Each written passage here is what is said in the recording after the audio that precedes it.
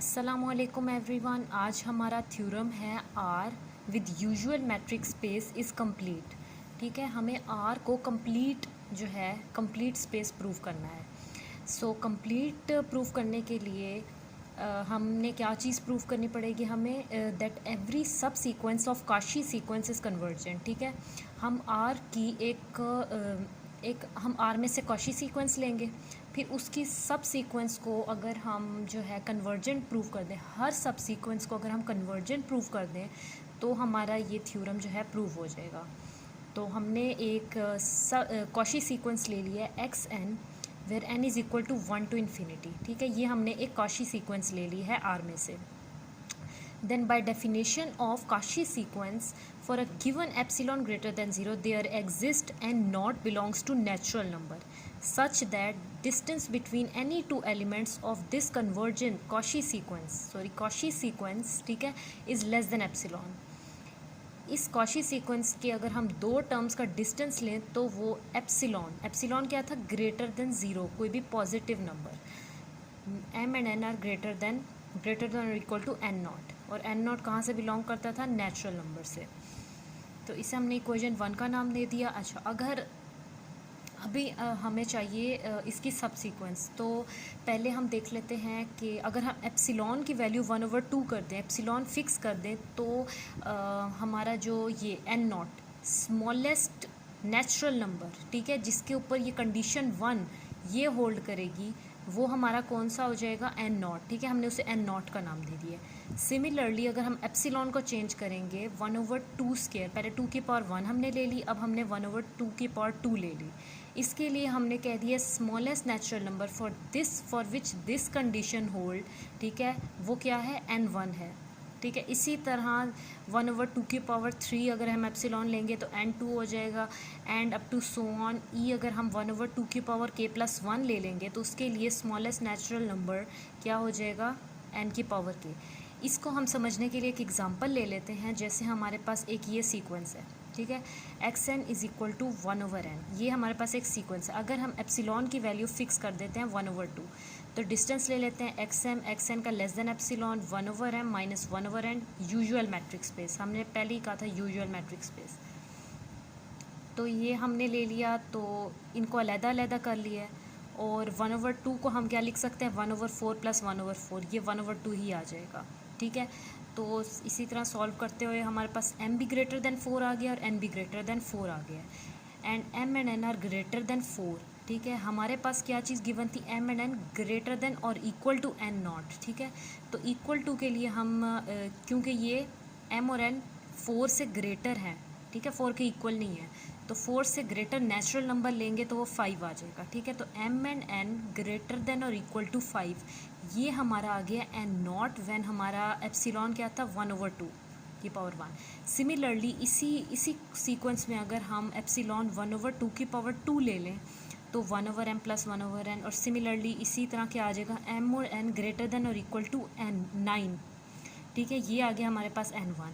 मतलब कि एप्सिलॉन हमने चेंज किया तो हमारे पास n नॉट की भी वैल्यू चेंज हो गई। ठीक है, तो अगर इसी तरह ही हमने फिर जनरल हमने ले लिया k+1 के लिए, हमने कह दिया n k जो है वो है natural number, smallest natural number, जिस पे ये वाली कंडीशन होल्ड करती है। अच्छा, अब हमने ये जो n not, n1, n2 up to so on n k जो हैं ये हमने निकाले हैं, ये n k से आगे भी हैं अप टू सो ऑन। ठीक है, तो हमने ऑब्ज़र्व किया है कि जो n नॉट है वो less than or equal to n1 है। सिमिलरली सारे इसी तरह लेस है। जैसे हमने ये एग्जांपल में भी देखा, हमारे पास n नॉट क्या आ रहा था, 5, फिर नेक्स्ट n1 आ रहा था 9, इसी तरह n2 आ जाएगा हमारे पास 17। ठीक है, तो ये चीज़ हमने ऑब्ज़र्व की है। ठीक है, अब हम इसके थ्रू अब हम एक सब सीक्वेंस जनरेट करेंगे। ये हमने सब सीक्वेंस जनरेट कर दिया है X N K where k is equal to 0 to infinity। ठीक है, ये एक सब सीक्वेंस है उस काशी सीक्वेंस की जो हमने आर में से काशी सीक्वेंस ली थी। ठीक है, तो ये हमारे पास सब सीक्वेंस आ गई है। अब हमारा नेक्स्ट स्टेप क्या है कि इसे कन्वर्जेंट प्रूव करना। ठीक है, ये कन्वर्जेंट प्रूव हो गई तो फिर हमारा थ्योरम जो है प्रूव हो जाएगा। तो अब इसे कन्वर्जेंट प्रूव करने के लिए हमने एक nested sequence of close interval, ठीक है। एक क्लोज सेट का नेस्टेड सीक्वेंस क्या होता है, जिसमें A1 is subset of A2 is subset of A3 up to so on, ठीक है। ये होता है नेस्टेड सीक्वेंस, ठीक है। सबसे पहले हमने एक क्लोज सेट का सीक्वेंस ले लिया है, लेकिन अभी हमें ये नहीं पता कि ये नेस्टेड सीक्वेंस है भी कि नहीं, ठीक है। अभी हमने सिर्फ एक इंटरवल क्लोज सेट ले लिया, ठीक है। ए को हमने कह दिया XNK, ये XNK -1/2 की पावर k, ठीक है, और XNK +1/2 की पावर k, ये हमने एक क्लोज सेट ले लिया है। तो A हमने ले लिया है AK -1/2 के और XNK +1/, ये हमारे पास AK आ गया। अभी हमें इसे nested sequence of close set जो है, पहले हम इसे nested sequence of close set prove करेंगे एंड देन हम इसे कन्वर्जेंट प्रूव करेंगे कि ये वाकई नेस्टेड सीक्वेंस है भी कि नहीं। तो उसके लिए हमारे पास दो कंडीशन है। सबसे पहले AK +1 is subset of AK, जैसे कि ये पीछे बात की थी कि A1 is subset of A2 up to so on, ठीक है। और दूसरा है diameter of AK approaches to 0 as K approaches to infinity, ठीक है। ये दो कंडीशंस हम देखेंगे। अच्छा, इक्वेशन 1 जो थी हमारे पास ये थी, ठीक है। अब हम XNK +1 और XNK, ये दो एलिमेंट्स हमने उठा लिए इसी सीक्वेंस में से, और एप्सिलॉन हमने ये चूज़ कर लिया है, ठीक है। और NK +1 और NK हमने कह दिए greater than or equal to NK। ये अब हमारा आ गया फिक्स नेचुरल नंबर। तो अभी हमें ये डिस्टेंस फार्मूला लगा लिया यूजुअल मैट्रिक्स स्पेस लगा के, तो ये आ गया, ठीक है। अब ये मॉड ख़त्म करेंगे तो यहाँ पे एक दफ़ा प्लस में आ जाएगा ये चीज़ और एक दफ़ा माइनस में, तो फिर ये जो है ये इधर माइनस हो रहा है, उन दोनों के साथ जाके ऐड हो जाएगा। अब हमारे पास ये इक्वेशन बन गई है, इसे हमने ए का नाम दे दिया। अब ये हमारे इनइक्वालिटी बन गई है। अब हम इस इनइक्वालिटी की लेफ़्ट साइड ले लेते हैं, ये वाली, ठीक है। ये हमने ले ली, ये लेस देन ये। अब हमने इस साइड पे 1/2 के ऐड और सब्ट्रैक्ट किया, ठीक है।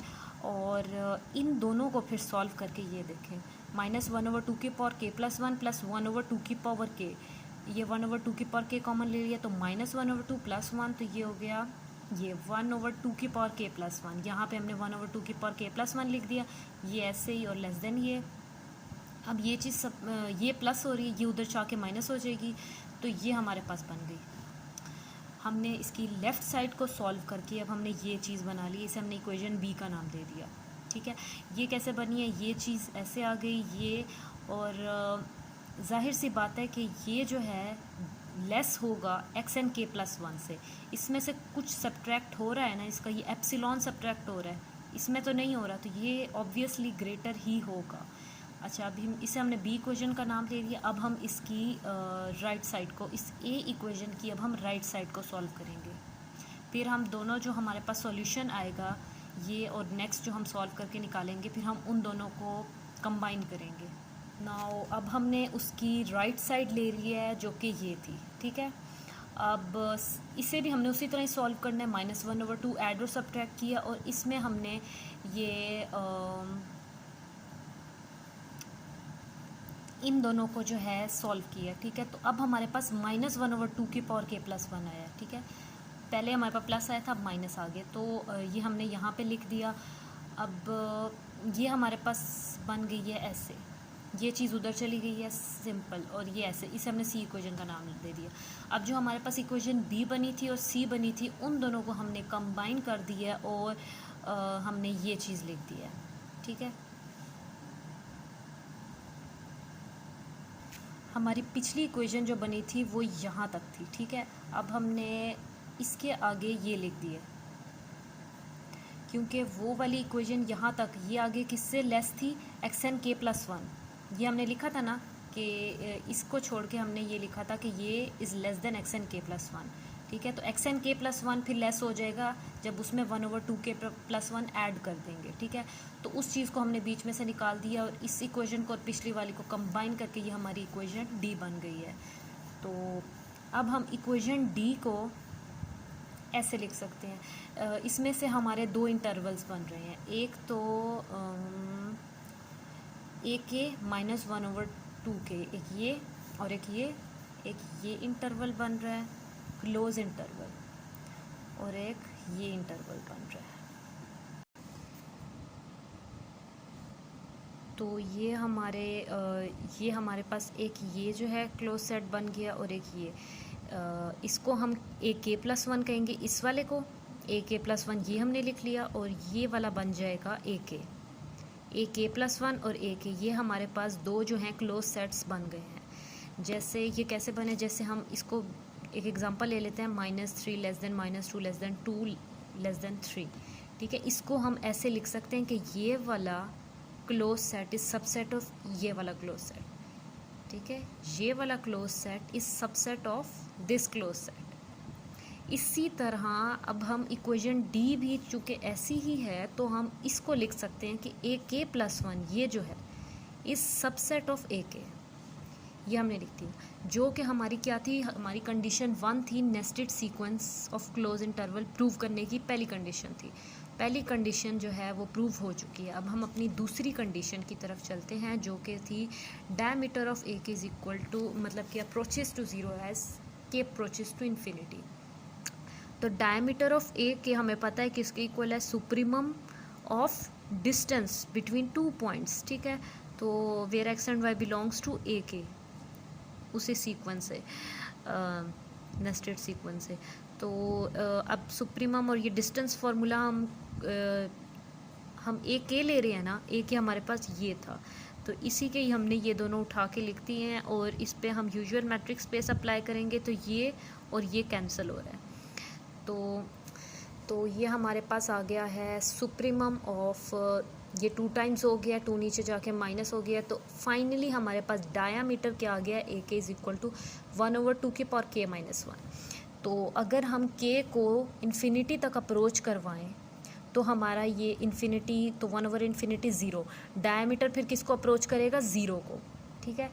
K को इन्फिनिटी तक, तो ये हमारी दूसरी कंडीशन थी जो कि सेटिस्फाइड हो गई है। तो हमारा AK जो है is nested sequence of close sets, ठीक है। अब ये नेस्टेड सीक्वेंस हमने लिया क्यों था, कन्वर्जेंट प्रूव करने के लिए, ठीक है। उस कॉशी सीक्वेंस की सब सीक्वेंस को हमने कन्वर्जेंट प्रूव करने के लिए ये नेस्टेड सीक्वेंस लिया था। अच्छा, अब हमें कैंटर्स थ्योरम ऑफ इंटरसेक्शन पता है, वो क्या कहता है, intersection of nested sequence of close sets जो हैं वो नॉन एम्प्टी होता है, कोई ना कोई एलिमेंट या कोई ना कोई सिंगल्टन सेट उसमें लाजमी मौजूद होता है, ये इंटरसेक्शन नॉन एम्प्टी होता है, ठीक है। अब हम कह देते हैं कि वो कोई जो सिंगल्टन सेट है या एलिमेंट है, तो वो हमने कह दिया X के इक्वल है, X हमने कह दिया बिलोंग कर रहा है इसके इंटरसेक्शन से। इसका क्या मतलब है, इंटरसेक्शन से बिलोंग कर रहा है, तो फॉर ऑल के मतलब कि X A1 में भी होगा, A2 में भी होगा, up to so on, for all K जो है X AK में होगा। तो X इससे बिलोंग कर रहा है, इस क्लोज सेट से, A किसके इक्वल है, इस क्लोज सेट के, तो हम X को ऐसे लिख सकते हैं, ठीक है। X इसके क्लोज सेट से बिलोंग कर रहा है, तो X जो है वो इसके इस टर्म से लेस होगा और इससे ग्रेटर होगा, तभी तो वो इस क्लोज इंटरवल से बिलोंग करेगा, ठीक है। तो अब ये जो है XN दोनों तरफ जो है पड़ा है, तो हम उसे इधर ले आएंगे जो कि माइनस हो जाएगा।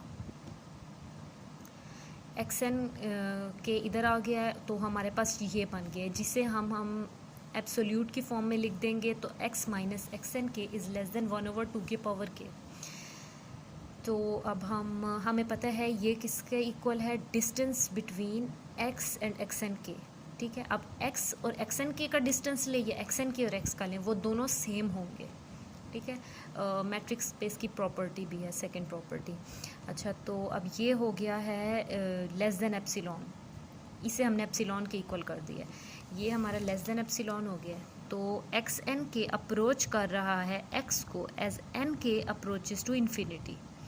अब ये हमारी बन गई है कॉशी सीक्वेंस की definition. So the sub sequence of Cauchy sequence is convergent, मतलब कि distance of XN and X is less than epsilon, ठीक है। तो फाइनली हमारा ये थ्योरम प्रूव हो गया है। हमने कॉशी सीक्वेंस की हमने एक सब सीक्वेंस ली थी, जो कि हमने कोई स्पेसिफिक नहीं ली थी, हमने जनरल ली थी, ठीक है। तो इसका मतलब क्या है, एवरी सब सीक्वेंस ये हमने कोई स्पेसिफिक नहीं ली थी, कोई एक सीक्वेंस नहीं ली थी, हमने जनरल ली थी। तो फिर क्या हो गया, एवरी सब sequence of Cauchy sequence is convergent. ये हमारा प्रूफ हो गया है। यही चीज़ हमने प्रूफ करनी थी, जिसके लिए हमने एक nested sequence of close set भी हमने जनरेट किया था, इसी चीज़ को प्रूव करने के लिए। तो ये हमारा प्रूफ हो गया। आर इज़ कंप्लीट स्पेस, ये थ्योरम यहीं तक था। तो थैंक यू सो मच।